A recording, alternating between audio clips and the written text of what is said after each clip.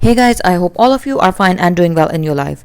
Friend, my today video is very creative and unique because I am making this video on to your request because most of my YouTube friends and family members do like the design ideas of Sindhi embroidery, Gujarati silai, Gujarati jammer, Sindhi bath and many more creative names that have been used for this one embroidery stitch.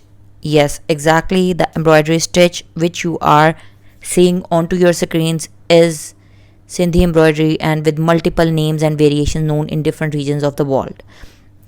The beauty and creativity of our today's video is that the whole collection of designs is not only embroidery based, but you can decorate these very beautiful, pretty and stylish design ideas with the touch of mirror work. Yes friends, you can make these designs casual for an absolute combination for the complete look of your formal dress.